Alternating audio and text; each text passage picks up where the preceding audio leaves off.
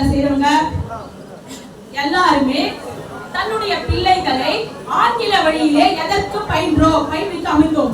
ஏன் என் புள்ள போயிட்டு எல்லா சப்ஜெக்ட் ஆங்கில கத்துக்கணும்னா கிடையவே கிடையாதுங்க. என் புள்ள ஆங்கிலத்துல பேசணும், இன்டர்வியூல போனா அது ஆங்கிலத்துல பேசணும். இன்னைக்கு படிக்கிற எல்லா தாய்மார்களோட பிள்ளைங்க ஆங்கிலத்துல பேசுறாங்களா?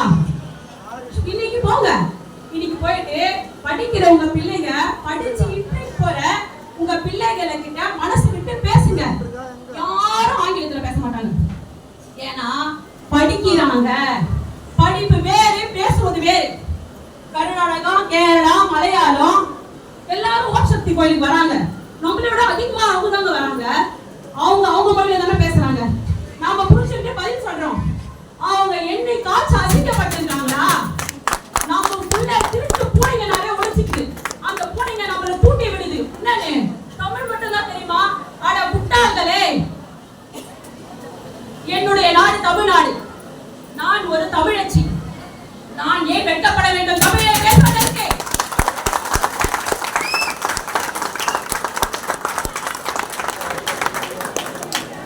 இன்னைக்கு நம்ம விட்டுட்டோம்னா ஆங்கில வெளியேற்றணும்.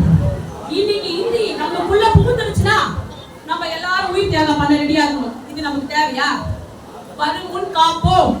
அதுதான் அது. வருமுன் காப்போம்னா நான் ஒரு விஷயம் நமக்குள்ள நுழைச்சி அதை நம்ம ஏன் போராட்டம் பண்ணி வெளியே அனுப்பணும்? நிறைய தியாகிகள் வந்து நமக்காக உயிர் கொடுத்துட்டாங்க. இனி நமக்கு அது தேவையில்லை. நம்ம பிள்ளைகளுக்கு 2 மொழியே போதும். ஆங்கில பள்ளியில் பயிலக்கூடிய ஒவ்வொரு பிள்ளைகளுக்குமே தமிழ் சரியாவே வரதில்லை, ஆங்கிலமும் வரதில்லை. ஏன்னா ஆங்கிலத்துல பேசுறதில்லை.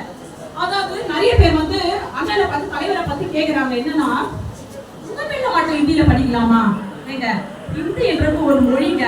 500 பிள்ளைங்க பரதநாட்டியம் போகுது, 500 பிள்ளை கராத்தே கத்துக்குது, 500